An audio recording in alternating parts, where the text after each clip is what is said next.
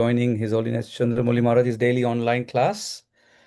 A very warm welcome to you all. Thank you all for joining today. My humble obeisances to you all. All glories to Srila Prabhupada. Hare Krishna Maharaj. My humble obeisances to you. All glories to Srila Prabhupada. Haribo, Jai Ho, glories to Prabhupada, my obeisances, Hare Krishna.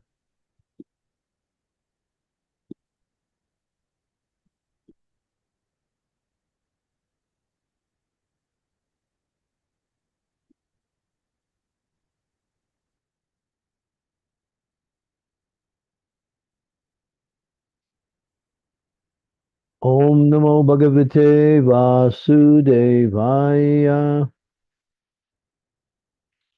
Om Namo Bhagavate Vasudevaya.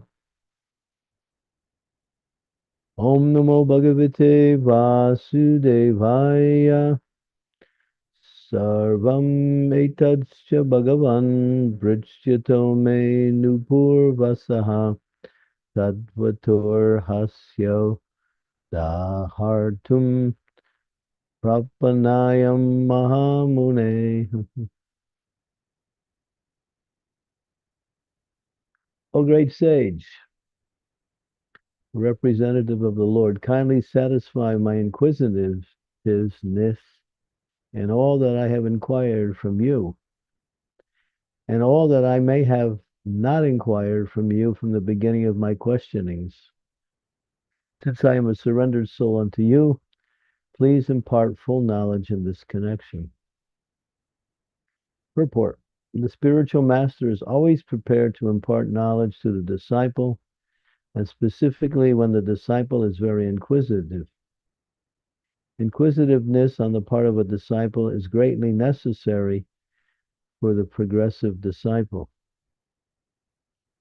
Maharaj Pariksit is a typical disciple because he is perfectly inquisitive.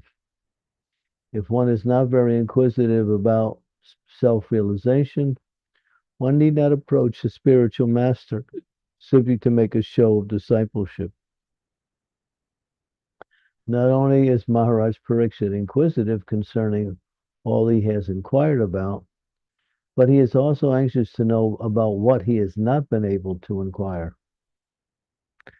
Factually, it is not possible for a man to inquire about everything from the spiritual master, but the bona fide spiritual master is able to enlighten a disciple in every way for the disciple's benefit.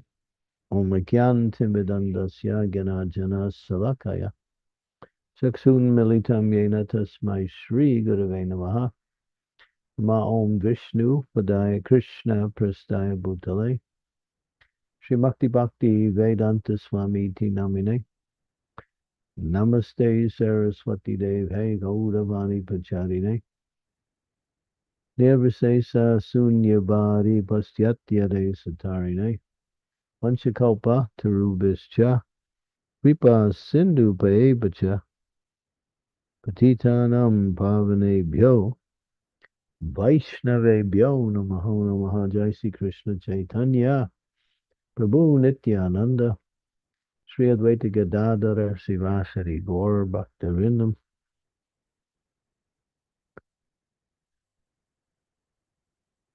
Hare Krishna, Krishna Krishna, Hare Hare, Hare Rama, Rama Rama, Hare Hare. Now Krishna explains in the Bhagavad Gita, Tad Viti Paripasya Paripatena Pariprasyena Sevaya Upadekshyanti Te Gyanam Gyaninat Tattva Darshanaha. Krishna speaks this verse.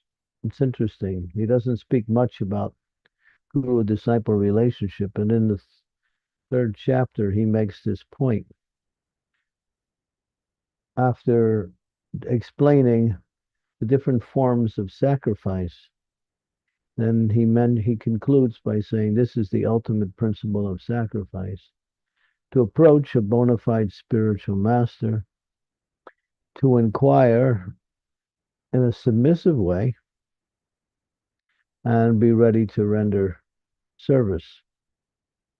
He So this is the qualifications or the characteristics that are displayed by a sincere disciple or one who wants to become a sincere disciple. Pariprasyena means to inquire. Paripatena means to offer obeisances. And sevaya means to be ready to render service to the spiritual master who represents Krishna. So here, this is one point is being emphasized, the inquisitiveness. This is also mentioned in the second chapter of the first canto, and one who is very inquisitive about the process of devotional service, they can receive the mercy of the Lord simply by their inquisitiveness. Aside from receiving the answers, this quality, as Prabhupada says, is greatly necessary for one who wants to make progress. To inquire, well, why am I in this material world? Why am I suffering? Who is Krishna? What is my relationship with Krishna? How to bring about that relationship? And so many questions. What is beyond this material world? What is the spiritual world? What is the nature of the place bhakti? How does it work? How do the three modes material nature affect me? And the questions go on. There are hundreds, thousands of different questions. Well, many of them, all of them actually relevant to one's progress in devotional service. Because when we grow up in this material world, we have to learn how to live in this material world. And so we go to schools, we learn some technological education, we learn some scholastic education. We also learn from our parents what to do and what not to do. We get guidance from others, and we submit to those guidances. And so we have to learn even how to live in this world in such a way that we can reap the benefits of our uh, life in this world. You know, how best to arrange my life so I can find success in the different stages of life as I go through boyhood, childhood, boyhood, youthhood, and then adolescence, and then, you know, middle age, and even old age. There's always lessons to learn or principles to understand, you know, to live.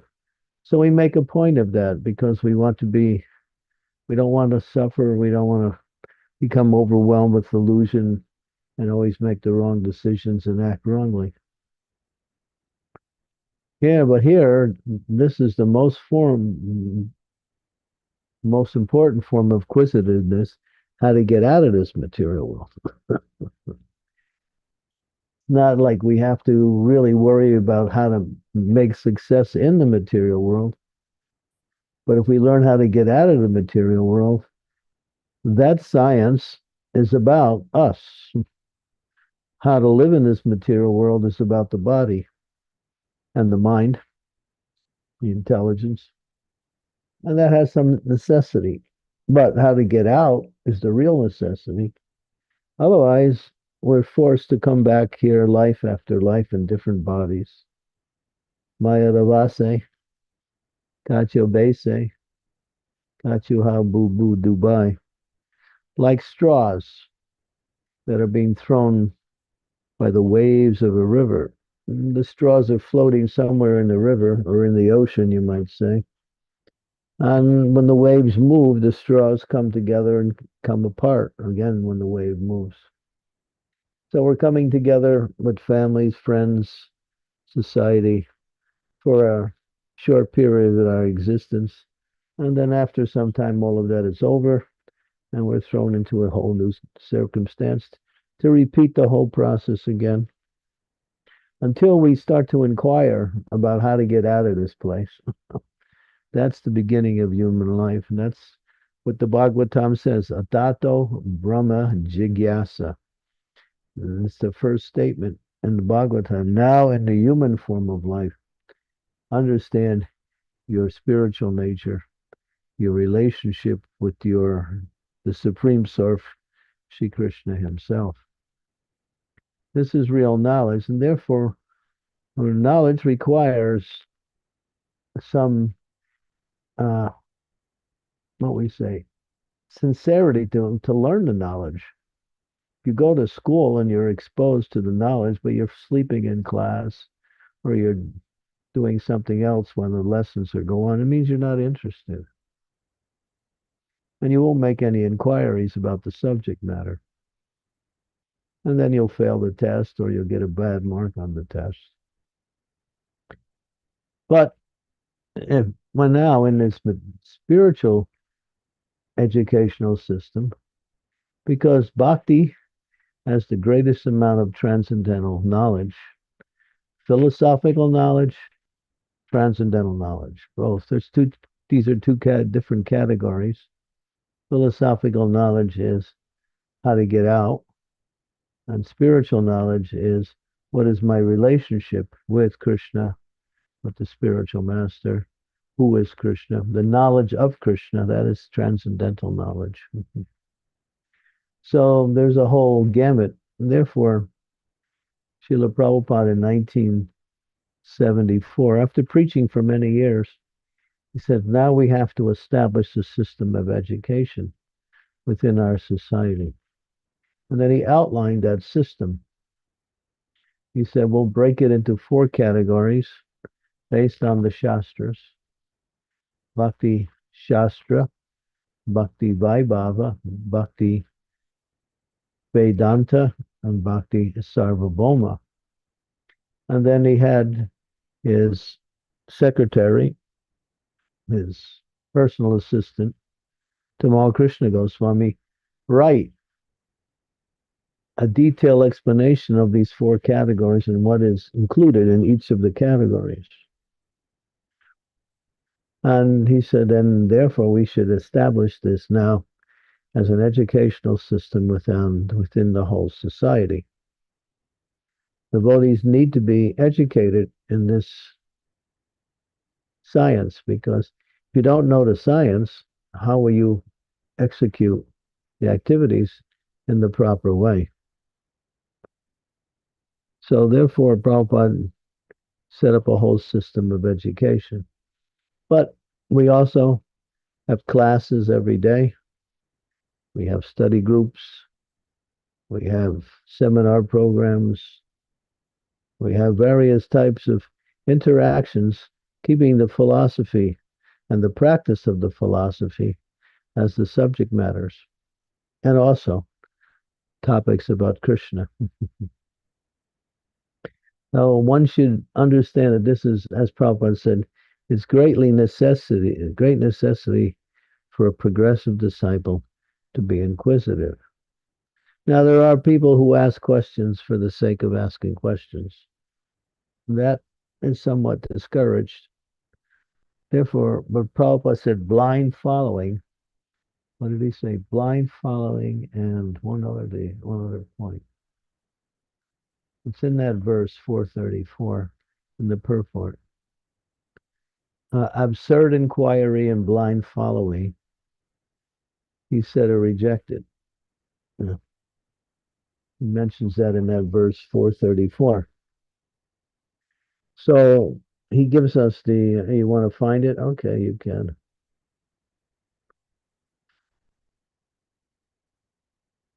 Yeah. Keep going down the page. It's a long purport. Yeah. In this verse, both blind following and serve inquiries are condemned. Not only should one hear submissively from the spiritual master, but one also get a clear understanding from him in submission and service and inquiry. And then then he talks about the spiritual master. He's very eager because he is kind to the disciple to reciprocate that knowledge. So yeah, a blind following. A blind follower will fall into a ditch at one point because the road to spiritual life is not so easy to understand. In fact, it is called what is called it is sublime. This knowledge is sublime. That means it's beyond the gross and subtle aspects of knowledge. It goes into the realm of spiritual, which is even more finer. So to understand this knowledge and to practice it properly, one must ask questions. And actually, when we start asking questions about Krishna, who is Krishna? What does he do? What's his nature? How does he interact with us? How does he interact with his eternal associates? How does he relate to the material energy? We find that there is a whole transcendental happiness that starts to appear based on gaining transcendental knowledge. You become happy because happiness is also part of knowledge because it enlightens the intelligence and brings one awareness of the nature of the practice and of the nature of the absolute truth, Krishna himself. Srila Prabhupada said, I have written so many books, but I didn't write these books simply for selling. I wrote it for my devotees so they can understand how to execute devotional service. So if we don't read, then we won't have any questions. And if we read carefully and try to understand, then questions will automatically come. Those questions, because even by reading, we may not completely understand, or we might misunderstand, even by reading. First, we encourage everyone to read and try to understand through the process of reading and see how it applies.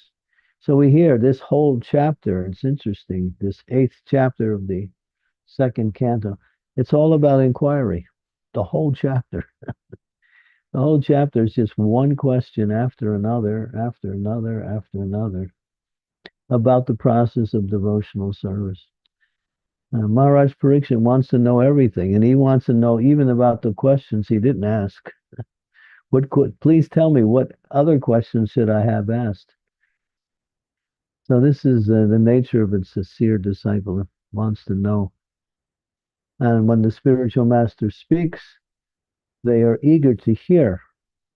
Not like, oh, I have no time because I have to maintain my position in a society. I have no time to hear from the spiritual master. Then you're not serious about devotional service. Only those who want to hear, who are eager to hear. Srila Prabhupada talks about himself. He said, I didn't ask so many questions to my spiritual master, but I was always eager to hear from him.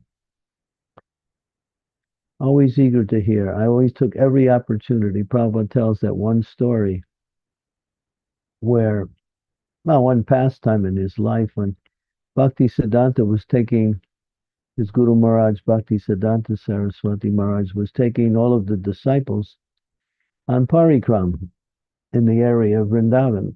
They were going to different holy places. And they were going from place to place. They were staying overnight. It was many days just on this parikram. So one evening, there was an announcement that the buses will be leaving to go to the Sheshasai Vishnu temple. Anyone who wants to go, please be there at 7 o'clock. But also, Guru Maharaj will be speaking in the tent tonight, also at 7 o'clock. So Prabhupada said most of the disciples went to see the Sheshasai Vishnu temple. He said, but what is the Sheshasai? I wanted to hear from my spiritual master. So myself and a smaller group of devotees stayed back. He said, I would love to hear from. He said, I didn't even understand some of the things he said because he was using such, what we say, university knowledge and university language. If you read Bhakti Siddhanta Saraswati's English, even if you're an English major, you're going to need a dictionary to understand some of the words, the meanings. So he was very erudite in his presentation, but Prabhupada said, I would love to listen. So this is the quality of a sincere disciple. And when Prabhupada was recommended by one of his godbrothers to take initiation from his Guru Maharaj, and Bhakti Siddhanta Saraswati said, oh, yes, yes, yes. He likes to hear. He likes to hear. So a spiritual master will note that, oh, this person likes to hear. And this is one of the outstanding qualities of a sincere disciple. They like to hear. And they'll ask questions when the time, if there is some need for it. Prabhupada, when he was traveling with us also, when he would be going to India, he would give classes in the morning in English, and he would give classes in the evening in Hindi. And so when the devotees would be with Prabhupada in the Hindi classes, all of the English speaking disciples, they couldn't understand what he was saying. So some of them would start to go away. Prabhupada said, no, you sit down and listen. He said, the sound vibration is purifying. Well, just listen, even if you don't understand. So this is the power. Yesterday I was listening to Radhanath Swami for about 4 hours. It was just amazing. He was speaking and speaking and speaking and speaking, and I think my attention was so riveted on everything he said, and I was feeling such transcendental happiness and feeling so edified just listening to his talks. He spoke for hours yesterday, hours and hours.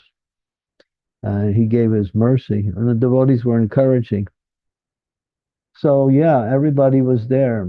Hundreds of devotees were gathered around just listening, listening, listening.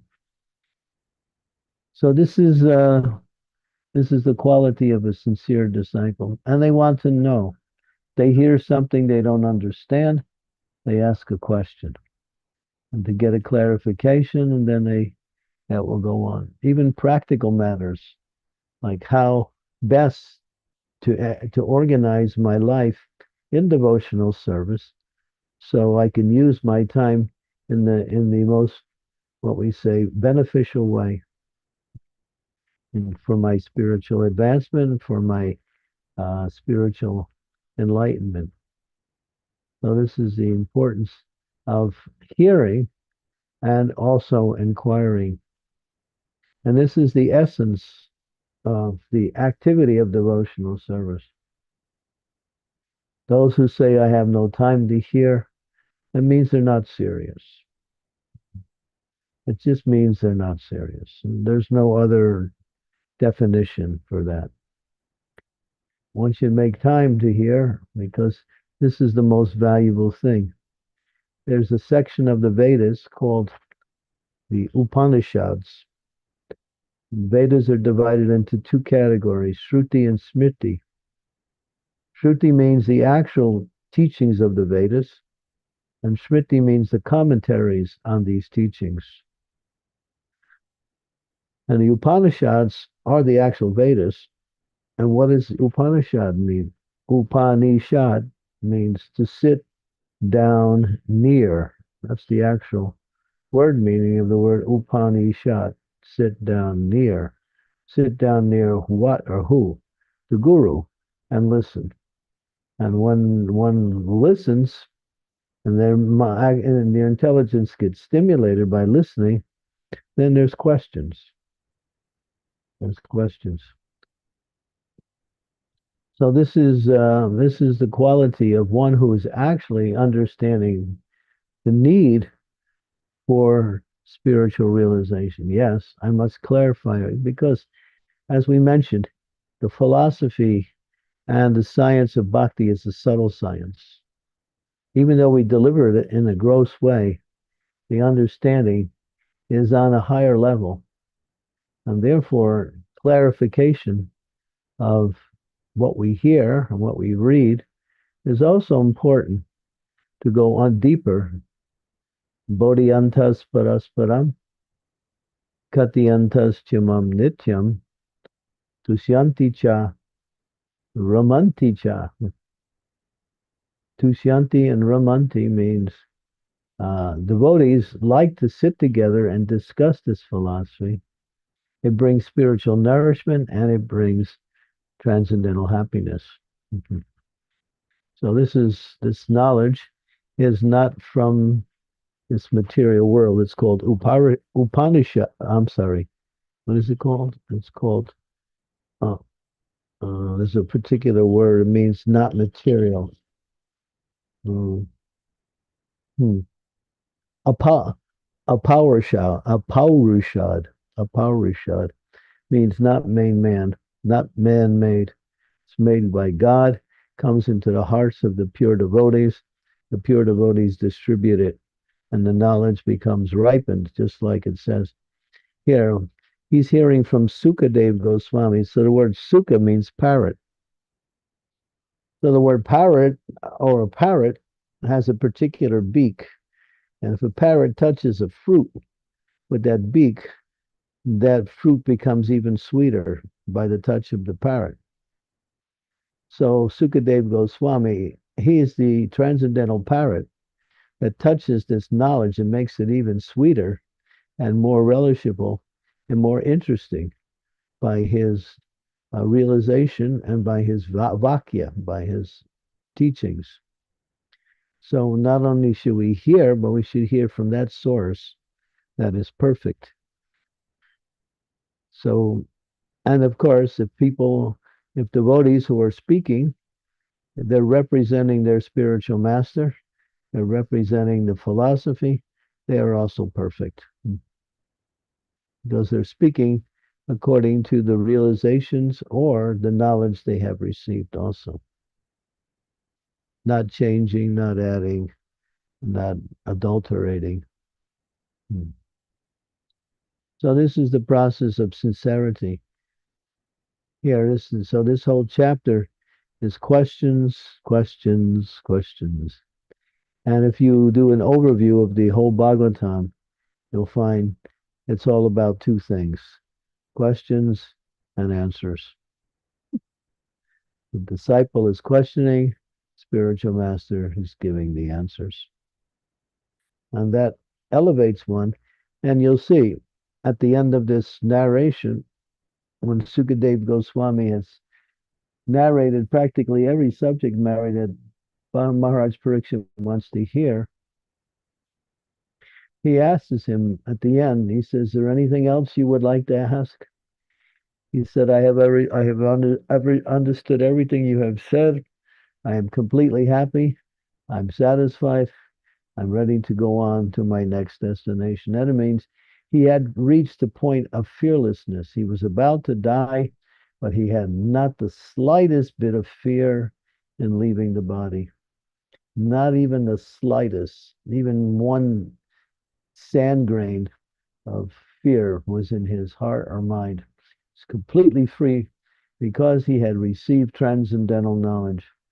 And as Krishna says in the Bhagavad Gita, you can turn to that verse, fourth chapter, um, the last verse of the fourth chapter. Tasmam ajnana sambhutam ridstam jnanana sinatmanaha chitvanam samsayam yogam utishta tishta bharata. Therefore, the doubts which have arisen in your heart out of ignorance should be slashed by the weapon of knowledge. Armed with yoga, O Bart, stand and fight. That's a powerful verse. So, armed with knowledge, stand and fight. So, we are armed with transcendental knowledge. Just like one time, one devotee was telling Prabhupada, was preaching in one country, and the government wasn't so favorable to the country, to the devotees. So they came in and they shut the temple down and they stopped all of the worship. So the report came to Prabhupada. And Prabhupada said, yes, now they said, now you're dead. but after that, they can't do anything. In other words, we live on because we understand any material arrangements are temporary. We can always practice Krishna consciousness beyond every material arrangement, as long as we are knowledgeable of how to go on, even despite reverses, blockages, and even defeats on certain levels. They cannot stop this movement because this movement is transcendently empowered by the Lord Himself, who is giving transcendental and spiritual knowledge into the hearts of the practitioners. The non-devotees, the academics, the scientists, and various philosophers, they may read our books and they get a little understanding of what it says, but they can't understand how to practice it, nor can they understand how relevant it is to their own personal development. Why? Because they're not engaged in devotional service. So knowledge is the foundation by which devotional service develops, which leads to renunciation of material activities, which leads to the activities of bhakti. So knowledge is the foundation of everything. Okay. Hare Krishna. Hare Krishna Maharaj, thank you. So dear devotees, a kind request, if you can turn on your cameras to make our session more interactive, more personal, that would be helpful. And you can raise your hands to ask a question, or you can put your question in the chat window if you are unable to do so, and I can relay it on your behalf. So, Krishna Kaviraj Prabhu, you have a question, please go ahead. Thank you very much. Ramaj, please accept my humble obeisances. All glories to Srila Prabhupada. Ramaj, the last sentence of the translation, I think, was, I am a soul surrendered unto you, so please impart full knowledge. So, Maharaj, can you please explain what exactly does it mean to be surrendered, and how can we become fully surrendered? Yeah, that verse, that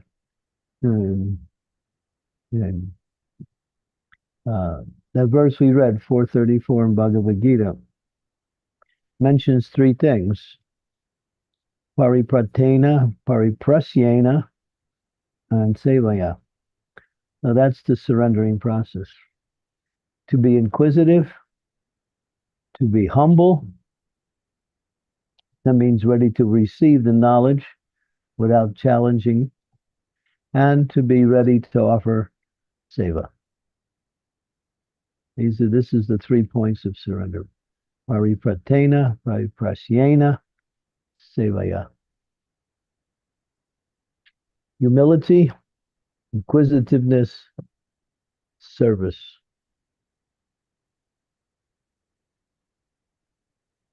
That means whatever the spiritual master gives you, you accept, and then he engages you in practical devotional service.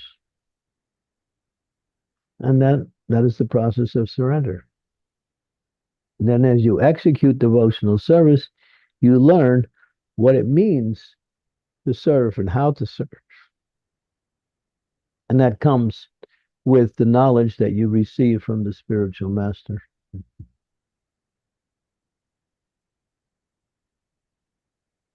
And without those 3 points, you're not fully surrendered. Because if you think you know, that means you don't know.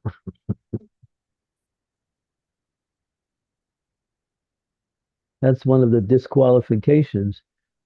Sometimes people come to Krishna consciousness who have high academic qualifications and also are quite versatile in doing many different things. And they think that is the characteristic, or that's the success of their spiritual life. But that's extraneous. It may be helpful, but it's not the essential principle that actually connects one to the process of devotional service. These three things they connect.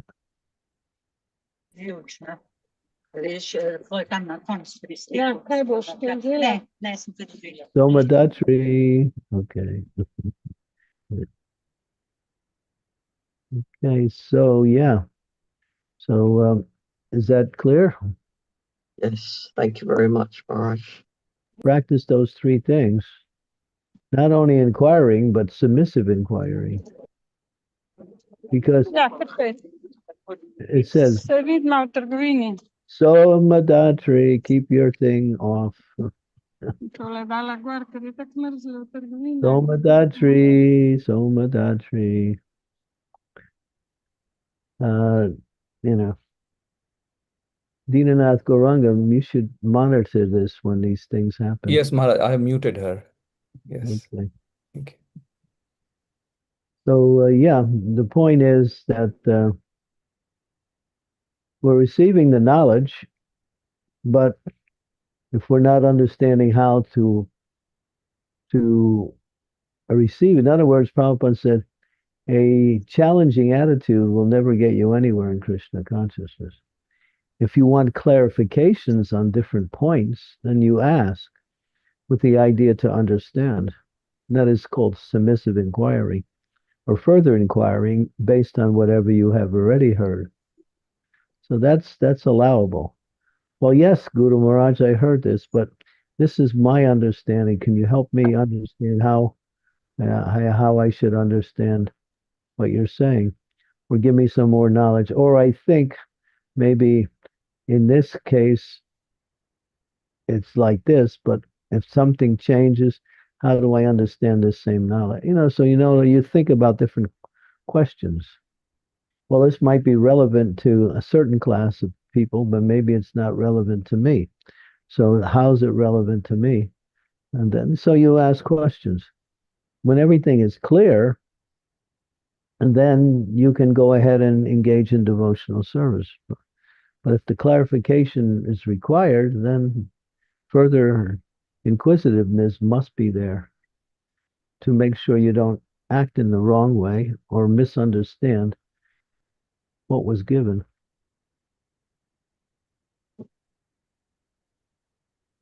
Thank you, Maharaj. You'll see if you study this chapter, go back and you see how inquisitive Maharaj Pariksha is. I mean, he's already a pure devotee, and he's asking these questions. And he's not asking only for us; he's asking it for himself only. Because a pure devotee never thinks, "I know everything." I want to know more. I need to know more.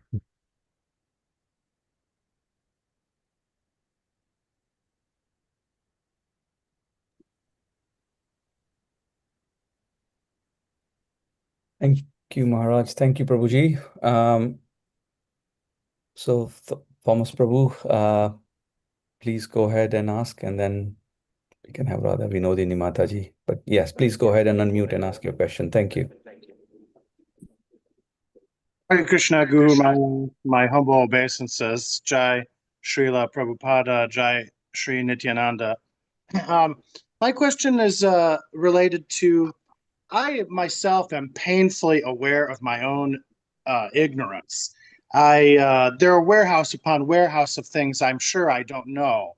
And that I'm sure motivates partially my thirst for reading. I try to just within the last month, I finished my first reading, the Chaitanya Charitamrita in its entirety, and I still can't get enough. So I moved right on to the Chaitanya Bhagavata, and I feel motivated by my awareness of how ignorant I am. And it sounds like that ignorance is it possible it's strange to say, is it possible I could be liberated eventually from that ignorance? Yeah, this knowledge is understandable. If you read Think about what you're reading, reflect on it, and see how much you actually understand. And if you understand, you start to apply that knowledge in a practical way. In other words, you use it in your execution of devotional service.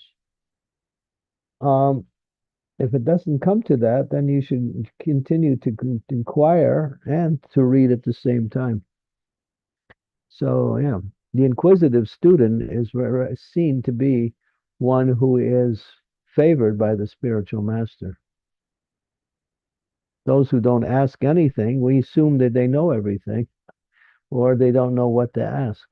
That means if you don't know what to ask, that means you haven't been hearing properly either, or you're not hearing sufficiently.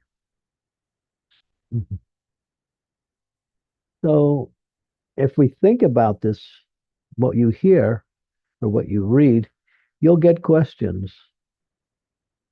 But if you just skim through it and just read the words, you may pick up something, but you won't really go deeper, or you might not even understand. Because Prabhupada said this knowledge is dynamic. It can be understood from different angles of vision. In other words, the same knowledge can be explained differently in different situations or by different persons who have different have realizations of the same knowledge. This knowledge is unlimited. Unlimited. Transcendental knowledge is unlimited. Practical knowledge of the execution of devotional service is the given science by Rupa Goswami and expanded by Bhakti Vinod Thakur in their books and their writings also with Srila Prabhupada. So the practical aspect of execution of devotional service keeps expanding according to time, place, and circumstance given by the spiritual master. Like when Prabhupada wrote his Bhaktivedanta Purport, he was considering the Western mentality. This wasn't done previously by the other acharyas because they weren't writing for anyone in the Western country. They were trying to explain it as it is, according to the Vedic scheme, who people who are qualified to understand the knowledge. But Prabhupada understood that the Westerners, they're coming from a position of misknowledge. So he has to undo all of that misunderstanding and then rewrite it in a way that it's understandable. What is that misunderstanding? That people don't understand that God is a person. They think God is a light, God is a principle, God is the all-pervading existence. The Prabhupada had to put that into perspective in relationship to Krishna, who is the supreme personality of Godhead. So, therefore, the acharyas, they expand the knowledge according to time, place, and circumstance. So this knowledge is ever expanding, and his Prabhupada's disciples are taking the same knowledge and expanding it even further according to their levels of realization.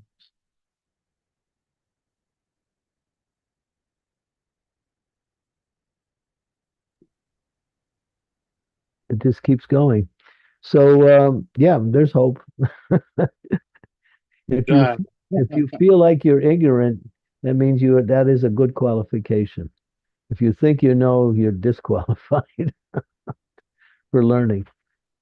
Because if the glass is full, you can't put anything in it. But if the glass is empty, then we can fill it with the right stuff. First, you have to empty out the ignorance, and that is part of the knowledge we receive. Because this knowledge is two aspects: what is real knowledge and what is not knowledge. And that's why it's called nescience. Nescience means ignorance or material knowledge. So if you're reading Chaitanya Charitamrita, that's nice. That's deep. The philosophical terminologies that Prabhupada uses in there are quite deep in philosophical knowledge. So that's something you can read over and over and over again. and get more and more understanding.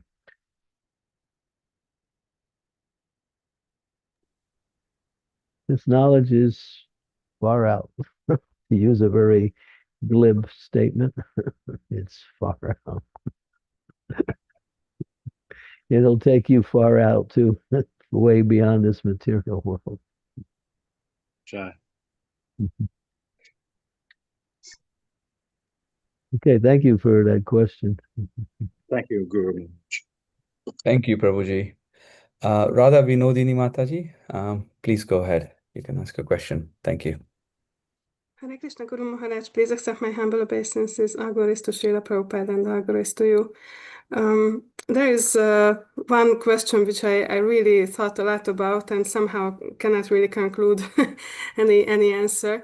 That many times we hear that bhakti doesn't depend on anything material.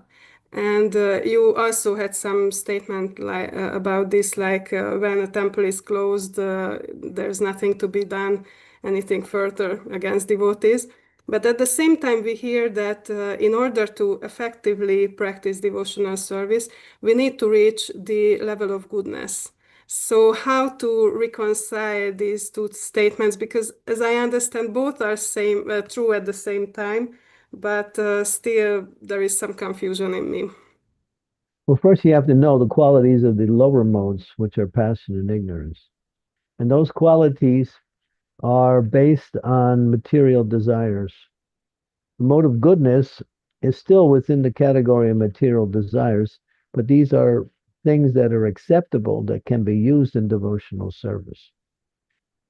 So there's a whole section that describes devotional service in ignorance, devotional service in passion, and devotional service in goodness. And then transcendental devotional service, which is real devotional service. So these are all Jnana Mishra Bhakti, Karma Mishra Bhakti. Mishra means mixed with these other forms of activities which are materially tainted. So most of us are still mixed in our devotional service. And therefore, when we practice the qualities or develop the qualities of the mode of goodness, then we can offer those in the mood of service. The only good quality in the mode of passion is creativity. Otherwise, all passionate qualities are selfish. And the mode of ignorance has no good qualities. It's nothing good about that. It's all base qualities that bring one lower and lower in material consciousness. And it's based on gross physical enjoyment or even mental enjoyment. Mode of passion is really a hard struggle to gain something. The mode of goodness is knowledge, activities which are beneficial for others, such as pious activities, opening wells, planting trees, feeding people, feeding the poor. These are all qualities of the mode of goodness, but they still remain blockages in our spiritual life unless we use them for the service of the Lord. So we were discussing this yesterday, or at least it came up in one discussion, that the mode of goodness, and Prabhupada teaches, even Krishna told Arjuna, now Arjuna's a fighter, he told him to come to the mode of goodness. So to fight, it's more of the passionate activity. It looks like more in the lower modes. But when it's connected with devotional service, it's not. So his fighting was actually transcendental because it was guided by religious principles and it was under the instructions of Krishna himself, who was the author of religion.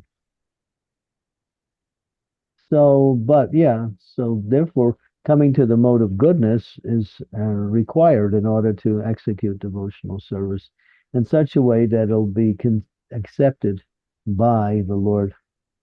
And then we even get beyond these other qualities. Like, for instance, one of the qualities of the mode of goodness is that there is some material happiness there. There's some material happiness in there. So devotees were talking to Srila Prabhupada about this point. That, well, Prabhupada, in the mode of goodness, there is some happiness there. But Prabhupada said, yeah, but superior to that understanding is knowledge. And knowledge is also a quality of the mode of goodness. And that knowledge tells you there's no happiness in this material world. So unless you hear from the spiritual master about what you're trying to understand through the Shastras, because Guru is the living example of Shastra. And Shastra alone is very difficult for people to get a complete and correct understanding. But still, we should read, and that reading will produce questions and also give us at least some qualifications of our relationship with the Supreme Lord. Um, I'm not sure. Maybe I didn't properly understand what you said, because based on what you said, I understand why the mode reaching the mode of goodness is important, but still I don't catch it how bhakti doesn't depend on anything material. It doesn't. It's above the mode of goodness. It's called Sudasattva. Sattva is goodness. Bhakti is Sudasattva. There's nothing material in bhakti. But we're talking about ananya bhakti, or unalloyed bhakti, which is pure bhakti. But therefore, we haven't reached the platform of bhakti yet. We're mixed. We still have tendencies in the lower modes, and we're mixing them with our activities in devotional service. Therefore, Krishna doesn't accept any of that. But the spiritual master is there to take our mixed bhakti and offer it to Krishna, so we can get some benefit from our mixed bhakti. But then at the same time, he's teaching how to transcend these material. So what is pure devotional service? Ariyanala Sita Sunya Jnana Kamana Anrito Anukulena Krishna Silanam Bhakti Uttamam. That's pure. When you say pure devotional service, what are you saying? You're saying devotional service. Because devotional service cannot be impure. But we can make it impure by mixing it with something else. But that's just getting us started. That's all. That mixture is there due to our attractions and our attachments. So you're still allowed to execute the process of pure devotional service with a desire to become purified. So only when you become purified are you situated in devotional service. Mm. I'm just wondering if I understand properly that when we reaching the mode of goodness is that I have some personal desire, but it is purification, and when I reach there, that supports. So from there, If you stop there, you're still in the material consciousness. Mhm. You have to transcend. But the qualities of the mode of goodness are offerable in devotional service. That's the point. Mhm. Okay. I think I understand. The qualities, you can't offer the qualities of the mode of passion. You can't offer the qualities of the mode of ignorance. They're rejected. Mhm. And Krishna told Arjuna, come to goodness. But from there, you have to go to transcendence. If you stop at goodness, it's like trying to go to the 100th floor and you stop at the 80th floor and you say, I made it. Yeah, I think I understand that it means that devotional service is offering something to Krishna, and the medium of offering is something material. But Krishna likes what is in the mode of goodness, so that's what I The can offer to spiritual him. master makes the difference. Without the spiritual master, he takes your mixed devotion and offers it to Krishna. Mhm, mhm. And Krishna will accept it based on your connection with the spiritual master. his mercy is necessary. Mhm. You can't get the mercy of Krishna unless you get the mercy of Krishna's pure devotee. Yes. Yes. Thank you. Thank you for clarifying it. Okay. Thank you for your question. Yes. Yeah, that was an important question. Thank you very much for clarifying. Hare Krishna. Thank you, Mataji. So Bhagyashri Mataji, you have your hands raised, so you can go ahead and ask your question. Thank you. Dharmaraj.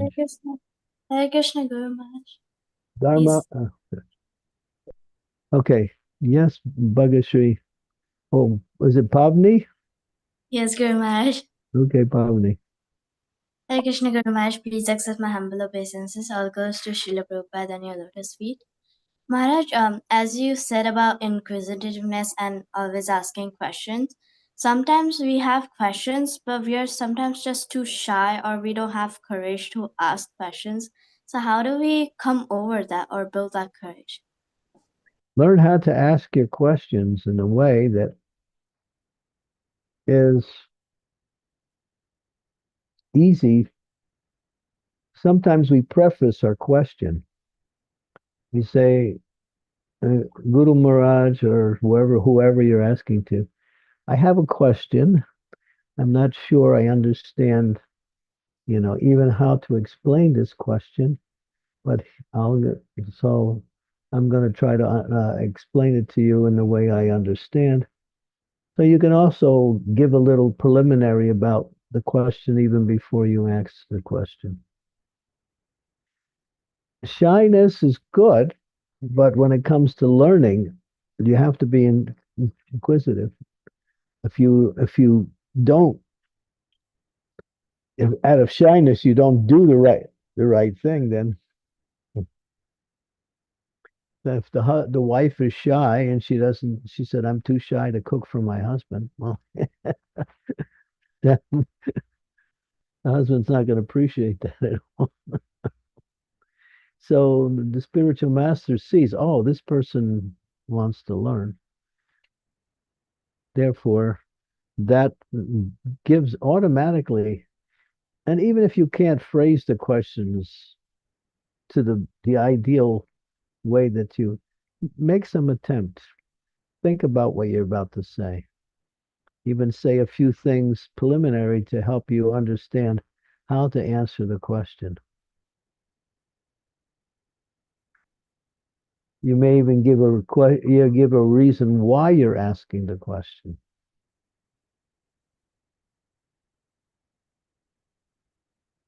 So Thank you, Guru these are Maharaj. just ways to approach it. Shyness is good, but not when it comes to learning. You have to be eager to hear.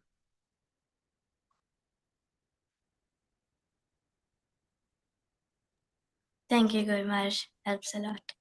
Mm-hmm. Thank you. Thank you. Srimati Mataji, yes, please go ahead.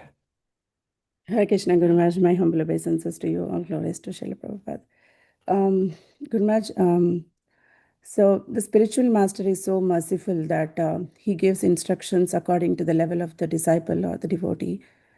So, but in any case, if the disciple may not able to follow the instruction, what should he or she do? Inquire and say, I have received this instruction to you. I find it too difficult to follow it. Can you help me understand better? Or maybe you can even ask, can you give me a different instruction? Mm, You have to walk away with something, okay. not just reject it and leave it that way. Then that is called disobeying the orders. A spiritual master tries not to put uh, services on a devotee who can't do it, because he doesn't want to break the disciple. So it makes it hard for them to do it. So he makes it within range. And sometimes he gives it a little bit beyond our preconceived idea of what we can do. So therefore we ask, this is the instructions. I find it difficult to both either understand it or to carry it out. Give me some further knowledge. That's sincerity. Yes, Maharaj. But sometimes due to the other devotees' influence, we think that it's a simple question, silly questions we should not ask, or we should not disturb the spiritual master. If he's, why is he there? He's there to help you. I mean, there's people who ask questions for the sake of asking questions. Like I know I've been into many places, and someone will ask me a question, and I'll give the answer. They won't say anything about the answer. They'll give me the next question, and I know they're just, I ask them, "Did you understand?" Sometimes they say yes, and I can sometimes understand. Even when they say yes, I can understand they don't fully understand. So asking questions, you have to be serious about hearing the answer and understanding it. So why would you ask questions otherwise? Just to be known as a question asker? There are people who do that. But that's the other side. So we should, if we listen carefully to what's being said, you get two things. You get realization of the knowledge, or you get questions. If you're not getting either one of them, that means you weren't listening, or you weren't thinking about what you were hearing. When you hear, think about it also. The mind can do that. You take it in and then you think about it.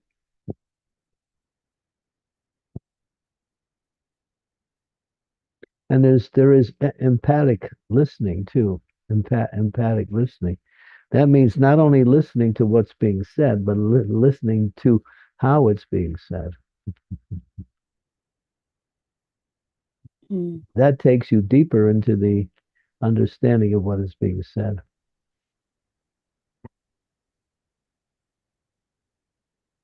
Yes, Maharaj. I mean, it's a whole science. We're all, because of our association with this material energy, our hearing process is really bad. We don't hear properly. Why? Because there's so much going on in our life that's coming from all sources, and we're constantly hearing so many things. And if it's not coming from the outside, the mind is always dictating something to us. So we have to practice to hear, to learn how to really catch the whole process of hearing. Listen, carefully try to understand what's being said. Reading gives you an advantage. You can listen and you can reflect, or you can read and you can reflect. You can go back over and read it again and see if you can understand it further by repetition. That's a recommended way for learning also, repeating the reading over and over again.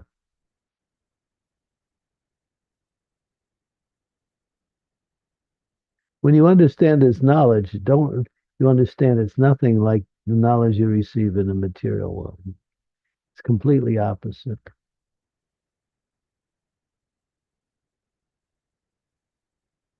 Yes, Maharaj. Yeah. Thank you so much. Listen carefully and you'll start to hear more than what you perceive just by what we call superficial listening. Yes. Superficial listening means I'm doing something else while I'm trying to hear. Means I'm really not fully attentive to the hearing process. Yes, Maharaj. Understood.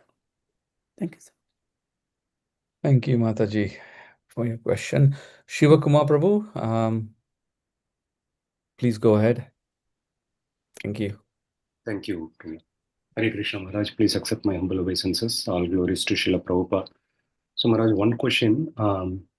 We understand the Bhagavatam is spoken in the context of Maharaj Parikshit facing death in 7 days.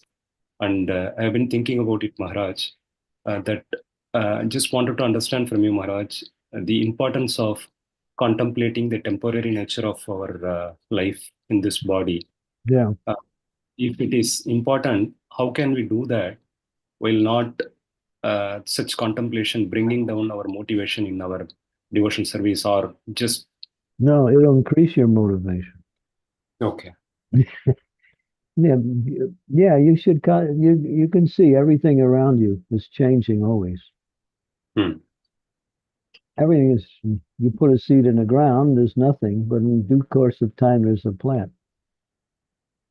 You see a young girl, but then again, you meet her 20 years later, and she's completely different.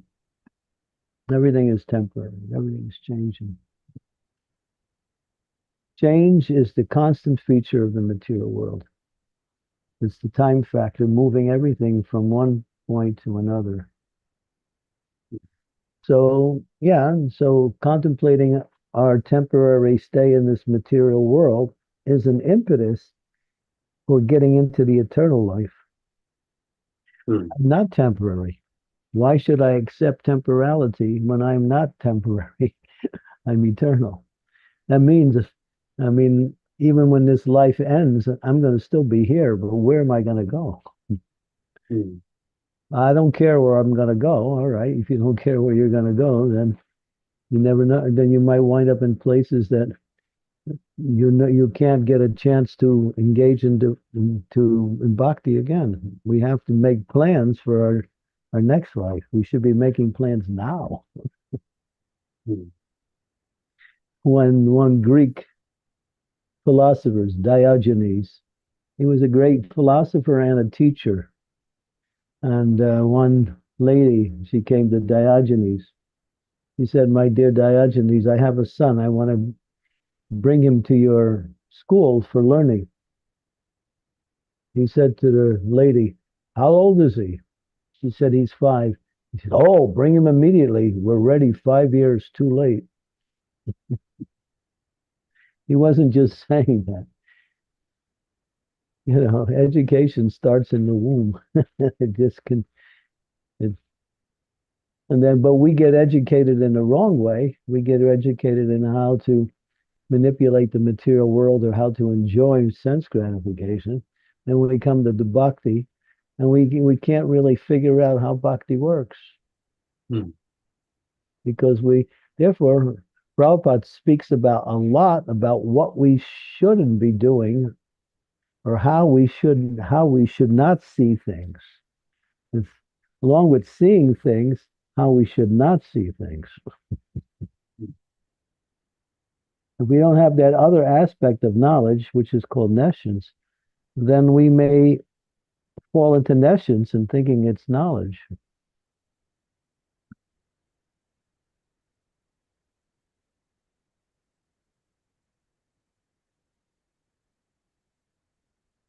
Yeah, so contemplate the temporary nature of this world. That is actually recommended, not just a principle, it's actually a recommended form of consciousness.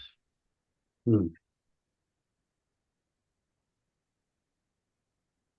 We should do that regularly. Look around, all the possessions you have.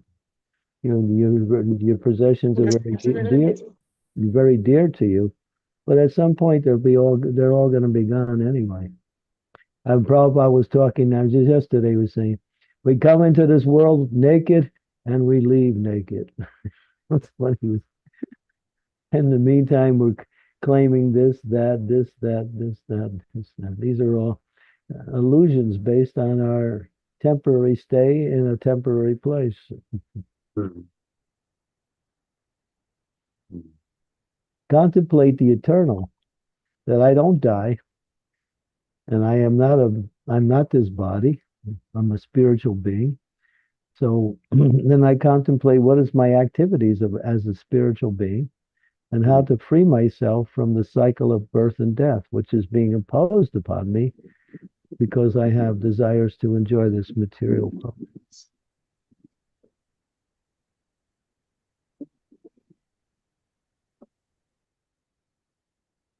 You have to understand we left the spiritual world and we're here. This is not our home. It's just, you have to understand this. If you don't understand this, if you think I have to make a nice arrangement on the Titanic, the Titanic is gonna drown anyway. But in the meantime, let me have a party on the Titanic, and while it's still floating,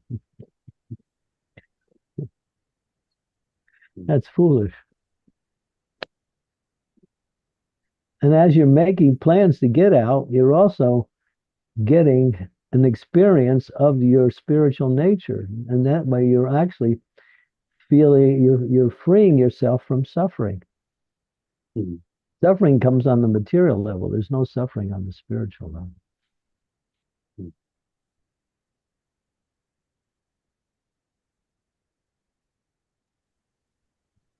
Suffering is due to material attachments. That's all. Mm. We ask why we suffer, it's due to material attachments. The unfulfilled material attachments or the fulfilled material attachments that lead to again being gone in due course of time. You have to understand how this world works. What is our position? What is the relationship with Krishna? And what is our actual goal in life? If your goal is to be happy here, then you'll come back life after life trying to be happy here. So, if you want that, Krishna will give it to you.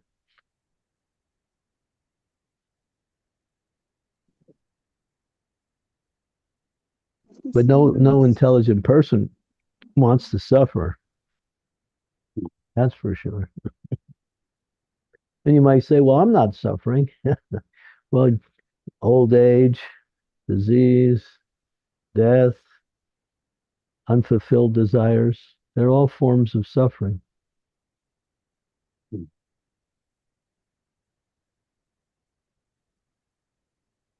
Thank you so much. Hare Krishna. Thank you, Prabhuji. Are we okay to take two further questions? We've got two raised hands. No, it's okay. We can. Okay. This So yeah, is a very important topic. yes. Krishna Kaviraj Prabhu, please go ahead and ask your question. Thank you very much. I'd like a little clarification. Earlier you were talking about hearing from the spiritual master, inquiring the spiritual master, service as instructed by the spiritual master. And at the local level, we also we hear from other ISKCON preachers because there's a regular stream of Maharajas and Srila Prabhupada disciples that come to our temple. And when we can, we take the opportunity to hear. And if we can, we take the opportunity to serve in a small way. And also at various local service authorities, we get requested to come and do different services. And all of which I feel is overwhelming. It's adding, it's serving what you're saying, because you instruct us to serve the Vaishnavas, as you instruct us to take advantage of hearing from realized souls. But I'm just wondering how that links with specifically hearing from the spiritual master and specifically serving the spiritual master.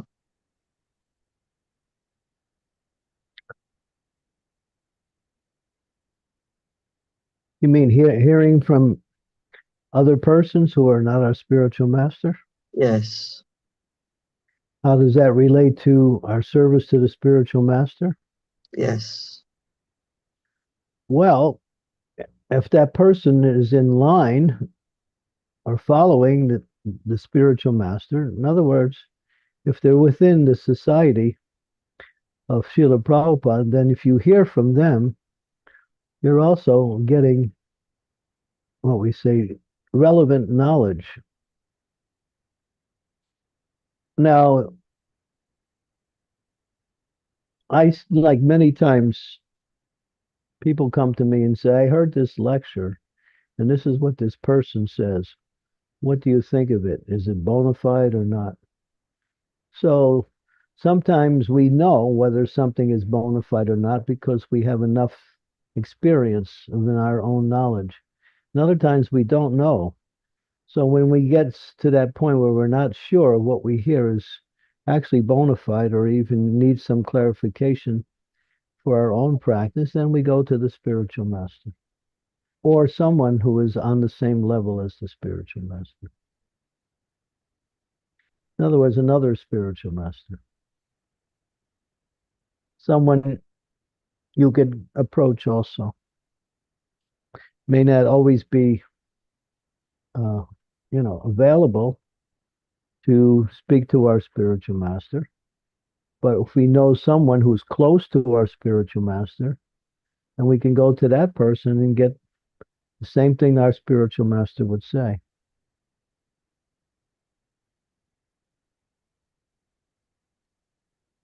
So it's a process of inquiring, hearing, discriminating, questioning. So does that still serve our goal of becoming more surrendered? Yeah.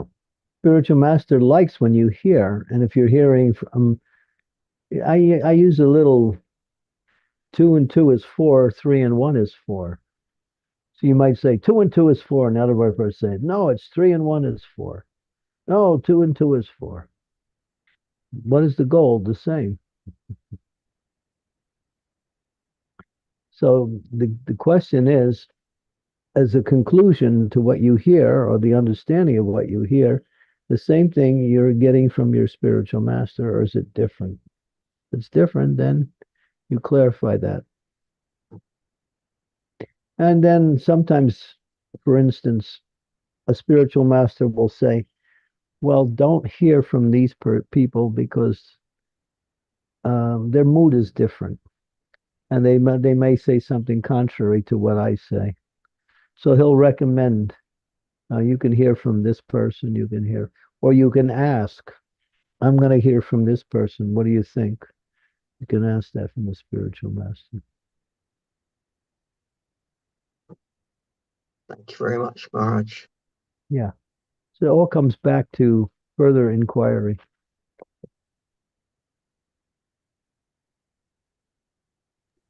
These are practical things. Thank you, Prabhuji. You'll think of all of these things when you're eager to learn. If you're not eager to learn, you won't even think of the half of the things.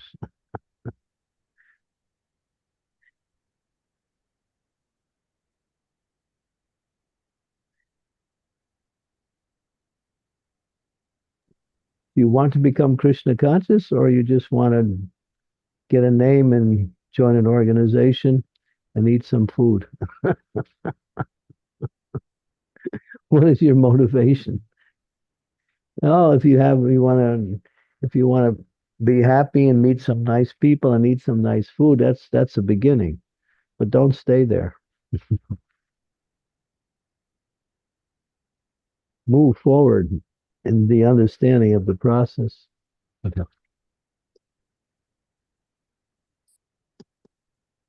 Thank you very much, Guru Maharaj. That's very helpful. Thank you, Prabhuji. Bhagyashri Mataji, you have your hands raised. Thank you. Thank you so much, Prabhuji. Hare Krishna Guru Maharaj, please accept my humble obeisance unto your lotus feet. All glories to Srila Prabhupada and you, Guru Maharaj. First of all, Guru Maharaj, I would like to thank you for answering our questions always so patiently and so magnanimously. Really grateful to you, Guru Maharaj. And to all devotees as well, as they are asking questions, our doubts are getting more and more clear every day with every class. Guru Maharaj, Go ahead. yeah, Guru Maharaj, I have a question. And this will, Dinanath Gauranga, this will be the last question. Okay, Maharaj. We're running it a little bit over, but I think we can stop after this question. Okay, Maharaj. Thank you, Guru Maharaj. Guru Maharaj, it is said that you should not disturb your spiritual master now and then just for your small, tiny questions. Yeah, but if you fall down, that's a bigger disturbance. Yes, definitely. Means spiritual master's time is very valuable. He's engaged in the most confidential service of the Lord and Srila Prabhupada. So it is said that you should do your services so aptly, and even if you should not desire for the glance from the spiritual master as well. It means that you are putting your spiritual master into your service. So how we can reconcile this, Guru Maharaj? You have your assembly of other devotees. It's not that you have to get everything you need from the spiritual master. You can hear, you can learn what the spiritual master wants, and you can also receive the same knowledge, or even in a practical way, from the association of devotees. Because if we don't associate with devotees, then we think it's just me and the guru. That's neophyte. That's a neophyte devotee, just me and the guru. It's sadhu sangha also, with association with and service to other devotees. I mean, we just had a 3-day festival here, and it was amazing. How the devotees were associating with together was just so powerful, because we kept one point in the center, and that was we came here all to glorify and hear about Bhakti Tirtha Swami.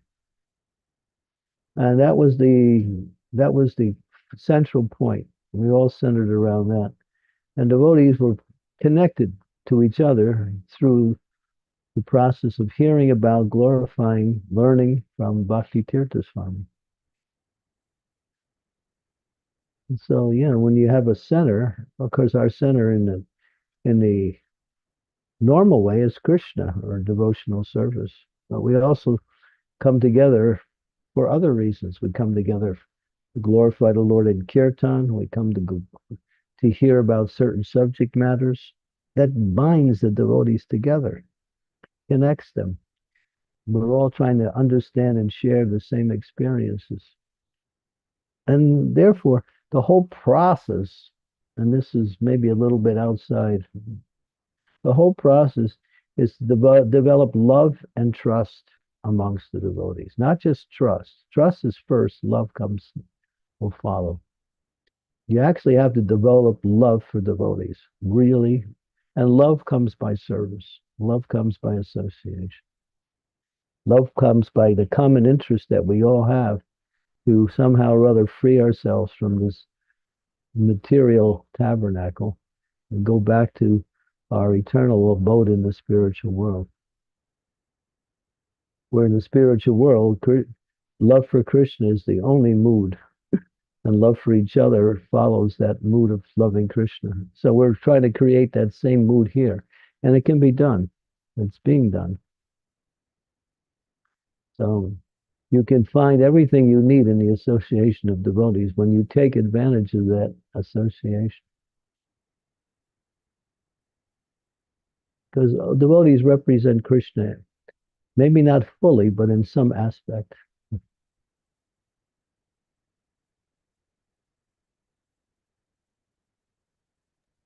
True, Guru Maharaj, very true. Yeah. We're trying to love our family members, but our real family is the spiritual family.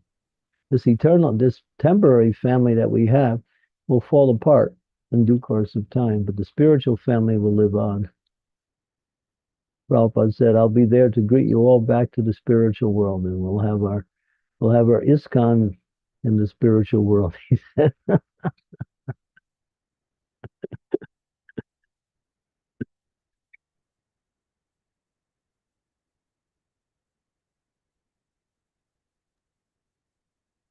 Thank you, Guru Maharaj. Thank you for your answer. Okay, thank you. Sorry, my time is a little short now. So, thank you, Dinanath, for. Thank you, Maharaj, and thank you, devotees, for asking valuable questions, and keep on continuing to do so in further classes. So we can conclude the class, Maharaj, with your permission. Yeah.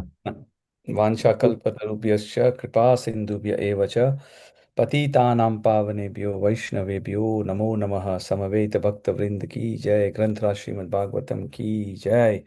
Srila Prabhupada ki. God ki Jai. jai. Amavita Bhakta Vrinda ki jai. Jai. We'll see you Thank you all so much. tomorrow. Thank you so much, Guru Maharaj. Dandavat Pranam. Hare Thank you so much, Guru Maharaj. Krishna. Thank you so much, Guru Maharaj. Thank you, Thomas. Thank you, Guru. Krishna. Dandavat Pranam, Guru. Hari, Hari, Hari. Thank you, each and every one of you. It would take me too long to say all of your names, but I offer my, and when we say happiness, to the fact that you all are here to hear about and chant the glories of the Lord, which is the reason why we come together. That's good, Maharaj. Yeah. Thank you so much. Thank you so much, Guru Maharaj. Hari, Hari, Hari. Thank you so much, Guru Maharaj. Hare Krishna, dear devotees. I just want to quickly remind you all about our new WhatsApp channel, which our social media team has developed, and please follow and share with others, other devotees too. So we are posting daily updates of Guru Maharaj's travel and the Srila Prabhupada quotes and the quotes from Guru Maharaj's lectures. So our social media team is working hard to bring the content for all of you. And please share with other devotees too. Thank you so much. Thank you, everyone. Hare Krishna. Thank you so much, Mataji.